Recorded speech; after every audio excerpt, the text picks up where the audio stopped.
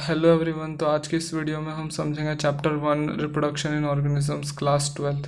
ठीक है, तो आज इस चैप्टर को हम ख़त्म कर देंगे। ठीक है, कोशिश करेंगे ख़त्म करने की। बहुत छोटा सा चैप्टर है, ज़्यादा टाइम नहीं लगेगा। तो चलिए शुरू करते हैं। इस चैप्टर के कंटेंट्स के बारे में बात करें तो हमको पढ़ना है सेक्सुअल रिप्रोडक्शन के बारे में, सेक्सुअल रिप्रोडक्शन के बारे में। एक और चीज़ है जो इसमें हमको पढ़ना है, वो है लाइफ स्पैन। सबसे पहले हम लाइफ स्पैन के बारे में पढ़ेंगे, उसके बाद सेक्सुअल रिप्रोडक्शन को डिटेल में पढ़ेंगे, फिर सेक्सुअल रिप्रोडक्शन को हम पढ़ेंगे। तो चलिए शुरू करते हैं। ठीक है, तो क्या कहा जा रहा है इसमें? सबसे पहले एनसीईआरटी का जो इंट्रोडक्शन है उसमें जो जो इम्पोर्टेंट है मैं उसको अंडरलाइन कर देता हूँ। ठीक है, तो आप समझिए क्या कह रहा है कि each and every organism can live only for a certain period of time. The period from birth to the natural death of an organism represents its life span. मतलब हर ऑर्गेनिज्म जो होता है वो जीता है कुछ समय तक, कुछ पीरियड ऑफ टाइम तक वो जीता है। जो पीरियड होता है उसका बर्थ से नेचुरल डेथ तक किसी भी ऑर्गेनिजम्स की, उसको हम क्या कहते हैं? उसको हम कहते हैं लाइफ स्पैन। लाइफ स्पैन होता क्या, आप समझिए। जब एक बच्चा जन्म लेता है फिर उसके बाद उसकी नेचुरल डेथ हो जाती है, तो उन दोनों जन्म से और नेचुरल डेथ के बीच में जो पीरियड होता है उसको हम क्या कहते हैं? उसको हम कहते हैं उसकी लाइफ स्पैन। ठीक है, इतना समझ में आया? ठीक है, तो अब नीचे की तरफ आ जाते हैं हम। ठीक है, तो आपने ये ज़रूर नोटिस किया होगा कि जो लाइफ स्पैन होता है ऑर्गेनिज्म का वो साइजेस के साथ मिलता नहीं होगा। जैसे you may not be the that life span of organisms are not necessary correlated with the size. मतलब साइजेस से अगर दो ऑर्गेनिज्म का साइज सेम है तो ज़रूरी नहीं है कि उनका लाइफ स्पैन भी सेम होना चाहिए। The size of the crow and parrots are not very different, yet their lifespans show a wide difference। क्या कहा जा रहा है कि जो साइज होता है क्रो का और पैरट का वो तो सेम होता है, मतलब ज़्यादा डिफरेंस नहीं होता है, पर जो उनका लाइफ स्पैन है उसमें बहुत ज़्यादा डिफरेंस होता है। क्यों? क्योंकि जो क्रो होता है उसकी जो लाइफ होती है अराउंड 15 ईयर्स होती है, और जो पैरट होता है उसकी लाइफ अराउंड 150 ईयर्स होती है। Can you imagine? 150 ईयर्स की होती है, अप्रॉक्स 150 ईयर्स होती है। ठीक है, तो बहुत ज़्यादा 100 साल का फ़र्क दिख रहा है आपको, 100 से भी ज़्यादा साल का फ़र्क दिख रहा है। दोनों के साइज़ एकदम सेम है, इसलिए जो साइज़ होती है वो कोरिलेटेड नहीं होती है, मतलब साइज़ मैटर नहीं करता है। अगर दो ऑर्गेनिज्म का साइज़ सेम है तो ज़रूरी नहीं है कि उनका लाइफ स्पैन भी सेम होना चाहिए। ये था। ठीक है, और एक और एग्जांपल दिया हुआ है इधर मैंगो का। तो मैंगो ट्री का अगर हम लाइफ स्पैन देखें तो वो शॉर्टर होती है अगर हम कंपेयर करें पीपल के ट्री से। पीपल के ट्री से जो मैंगो का ट्री होगा उसकी लाइफ स्पैन छोटी होगी। दोनों का साइज सेम है। ठीक है, ये कहने की कोशिश हो रही है। ठीक है, और क्या कह रहा है एनसीईआरटी के भाई, जो लाइफ स्पैन होता है, डेथ होता है हर इंडिविजुअल ऑर्गेनिज्म का, वो सर्टेनिटी है, वो होना ही होना है डेथ। ठीक है, दैट इज क्या कह रहा है कंक्लूड करके कि भाई नो इंडिविजुअल इज इमोर्टल। कोई भी इंडिविजुअल इमोर्टल नहीं है, मतलब कोई भी जानवर या फिर ऑर्गेनिज्म इन इमोर्टल मतलब अमर है। कोई भी जानवर अमर नहीं है। ठीक है, सॉरी गलती हो गई। कोई भी जानवर अमर नहीं होता है except single celled organism. Single celled organism exceptional में है, वहाँ पर क्या होता है हम देखेंगे, वो कैसे इमोर्टल नहीं है हम वो भी समझेंगे। ठीक है, तो चलिए हम आगे बढ़ते हैं। और ज़्यादा इंट्रोडक्शन में कुछ ज़्यादा इम्पोर्टेंट है नहीं इसके अंदर, आगे बढ़ते हैं। जैसे कि आप देख सकते हैं डायग्राम में कि ये जो डायग्राम दिए हुए हैं ये सब बहुत सा इम्पोर्टेंट है। यहाँ पर जो एनसीईआरटी दे रहा है, देखिए एग्ज़ाम में क्या होगा कि अभी बोर्ड है तो फिर एग्ज़ाम में क्या होगा कि जो एनसीईआरटी है, जितनी भी ये छोटी छोटी चीज़ें यहाँ से ऑब्जेक्टिव उठाई जा सकती है। ठीक है, तो ये सब आप याद कर लीजिएगा। जैसे मैंने बताया था पैरट की 140 ईयर्स होती है, क्रो की 15 ईयर्स होती है। तो देख रहे हो ये डिफरेंस, साइज़ सेम नहीं, साइज़ बहुत ज़्यादा सेम है। ठीक है, एज डिफरेंस देख रहे हो, मतलब लाइफ स्पैन डिफरेंस कितना ज़्यादा है। तो चलिए आगे बढ़ते हैं। तो यहाँ पर क्या कहा जा रहा है हम पढ़ेंगे अभी। अब इसके अंदर लाइफ स्पैन ख़त्म हो गया। ठीक है, अब इसके अंदर इंट्रोडक्शन हो रहा है रिप्रोडक्शन का। तो चलिए देखते हैं क्या होता है।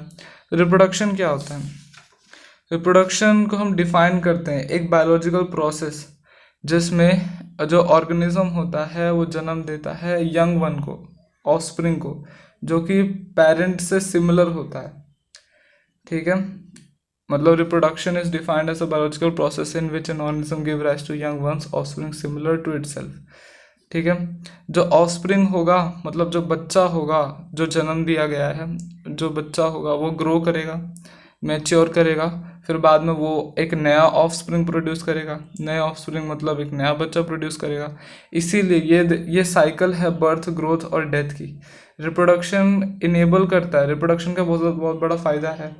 रिप्रोडक्शन क्या करता है, कंटिन्यूटी ऑफ स्पीशीज कर सकता है, मतलब जनरेशन्स आफ्टर जनरेशन्स होगी, मतलब जो स्पीशीज होगी वो हमेशा वहाँ पर प्रेजेंस रहेगा बहुत लंबे समय तक।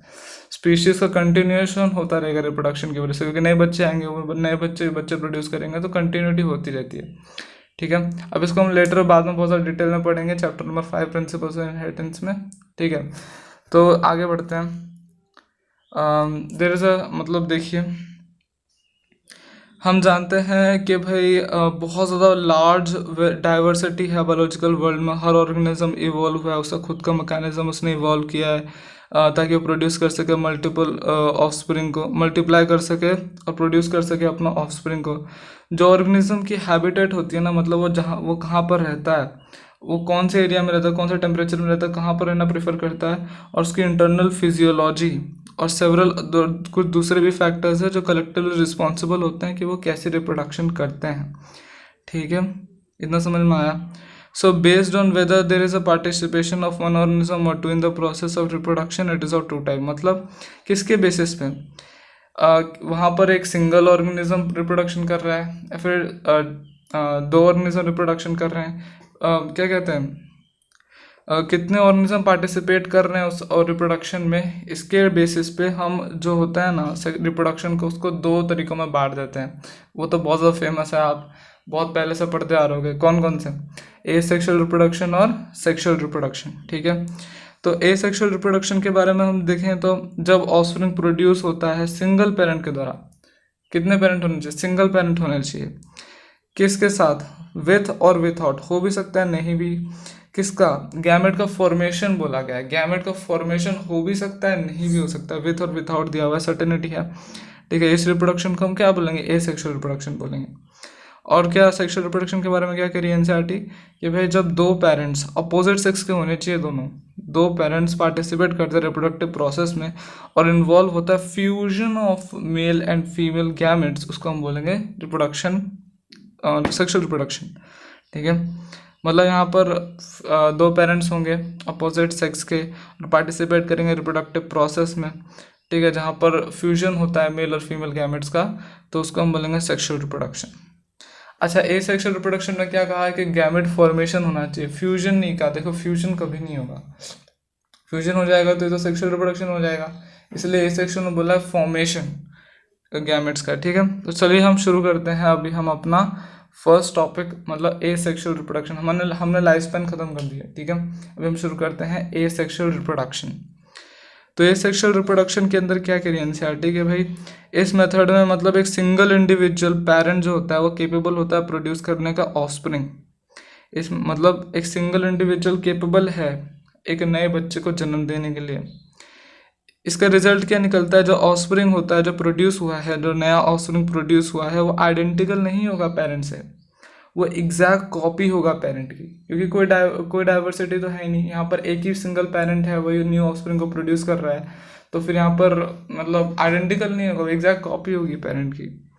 ठीक है, तो इसके लिए हम एक टर्म क्लोन यूज़ करते हैं, मतलब the term clone is use to describe such morphologically and genetically similar individuals. मतलब क्या कहा जा रहा है कि एक क्लोन एक टर्म है जिसको हम यूज़ करते हैं ऐसे मॉर्फोलॉजिकल और जेनेटिकली सिमिलर इंडिविजुअल्स को हम क्लोन कहते हैं। एकदम क्लोन हो गया, डिट्टो कॉपी। ठीक है, तो चलिए आगे बढ़ते हैं। ठीक है, ए सेक्शुअल रिप्रोडक्शन कॉमन होता है सिंगल सेल ऑर्गेनिज्म में और प्लांट्स में, एनिमल्स में, जिनमें सिंपल ऑर्गेनाइजेशन होता है। ठीक है, ए सेक्शुअल रिप्रोडक्शन कॉमन होता है किसमें, सिंगल सेल ऑर्गेनिज्म में और प्लांट्स में और एनिमल्स में, जिनका सिंपल ऑर्गेनाइजेशन होता है। सिंपल ऑर्गेनाइजेशन यहाँ पर गौर करना, सिंगल हम लोग क्या हैं, ह्यूमंस क्या हैं, एक कॉम्प्लेक्स ऑर्गेनाइजेशन से हम लोग बने, हमारे अंदर सारे सिस्टम्स हैं, एक्सक्रीटरी सिस्टम है, ठीक है, रेस्पिरेटरी सिस्टम है, सर्कुलेटरी सिस्टम है, सारी चीज़ें हमारे अंदर, बहुत सारे सिस्टम्स हमारे अंदर, हम लोग बहुत कॉम्प्लेक्स है, हर एक चीज़ अवेलेबल, रिप्रोडक्टिव सिस्टम है, सब कुछ अवेलेबल है। बस सिंपल ऑर्गेनाइजेशन किसे कहेंगे, जो एकदम शुरुआती ऑर्गेनिज्म होगा, ठीक है, उसकी बात की जा रही है। सिंपल ऑर्गेनिज्म एकदम सिंपल होगा, उसमें ज़्यादा डेवलपमेंट नहीं हुआ है, ठीक है। सो इन प्रोटिस्ट एंड मोनोन the organism or the parent cell divides by mitosis into two give rise to the new individuals. Protist में और मोनेरन्स में जो ऑर्गेनिज्म होता है या फिर कह लो जो पेरेंट होता है वो डिवाइड करता है माइटोसिस के द्वारा। देखिए माइटोसिस क्या है, माइटोसिस के अंदर माइटोसिस जब भी होता है तो मान के चलो पेरेंट अगर एन है मतलब हैप्लॉइड है पेरेंट, तो जो उसके जो बेबी होंगे वो भी क्या होंगे, हैप्लॉइड होंगे। यहाँ पर क्रोमोसोम नंबर चेंज नहीं होता है माइटोसिस में, आप जरा ध्यान दें, अगर आपने 11th अच्छे से पढ़ी है तो आपको याद होगा माइटोसिस में क्या होता है। यहाँ पर क्रोमोसोम नंबर चेंज नहीं होता है, मायोसिस में क्रोमोसोम नंबर चेंज हो जाता है। मैं वो समझाऊंगा, ठीक है। तो चलिए आगे शुरू करते हैं। इसीलिए क्या कहा जा रहा है कि भैया जो ऐसे ऑर्गेनिज्म जो होता है उनमें सेल डिवीजन ही एक मोड ऑफ रिप्रोडक्शन है, ठीक है। ऐसे ऑर्गेनिज्म में क्या है, सेल डिवीजन ही एक मोड ऑफ रिप्रोडक्शन होती है, ओके। तो चलिए गाइस हम शुरू करते हैं पढ़ना बाइनरी फिजन, ठीक है। तो ये सेक्सुअल रिप्रोडक्शन के अंदर हमको चार चीज़ें मतलब हाँ 5 चीज़ें पढ़नी है हमको, ठीक है। 5 चीज़ें हमको पढ़नी है सेक्सुअल रिप्रोडक्शन में। वो कौन कौन सी है, एक तो बाइनरी फिजन हो गया, एक बर्डिंग हो गया, स्पोरुलेशन हो गया, फ्रेगमेंटेशन हो गया, वेजिटेटिव प्रोपगेशन हो गया, ठीक है। तो सबसे पहले हम पढ़ेंगे बाइनरी फिजन। बाइनरी फिजन क्या होता है, बाइनरी फिजन क्या होता है, आपने बहुत पहले भी सुना होगा ये नाम बाइनरी फिजन, ठीक है। तो बाइनरी फिजन क्या होता है कि भाई बहुत सारे सिंगल सेल ऑर्गेनिज्म रिप्रोड्यूस करते हैं बाइनरी फिजन के द्वारा। जब एक सेल डिवाइड करता है 2 हाफ में और रैपिडली ग्रो कर जाता है एक एडल्ट में, तो उसको हम क्या बोलेंगे, उसको हम बोलेंगे बाइनरी फिजन। क्या कहा जा रहा है, ठीक है, चलिए समझते हैं। एक सेल हुआ, एक सेल डिवाइड कर गया 2 हाफ में, दो इक्वल हाफ में बट गया एक सेल, ठीक है, और रैपिडली ग्रो कर गए दोनों के दोनों एक एडल्ट में, तो उसे हम क्या करेंगे, उसे हम कहेंगे बाइनरी फिजन, ठीक है। ये देखिए एक डायग्राम बताता है एनसीईआरटी यहाँ पर, ये देखिए अमोइबा का डायग्राम है, ये देख पा रहे हो इधर आप, ये देखिए ये अमोइबा का डायग्राम है ये वाला। तो यहाँ पर आप क्या देख रहे हो, देखिए यहाँ पर एक अमोइबा है, उसका न्यूक्लियस है। अगले अगले दौर में क्या होगा, यहाँ पर देखो सूडोपोडिया थोड़ा कम हो गया, फिर और क्या होगा, साइटोप्लाज्म थोड़ा सा खिंचाव आ रहा है और न्यूक्लियस देख रहे हो 2 चीज़ों में बट गया है। अब यहाँ पर क्या हो रहा है, देखिए अब पूरा बट चुका है, 2 न्यूक्लियस सेपरेट हो चुका है और यहाँ पर एक साइटोप्लाज्म से जुड़ा हुआ है।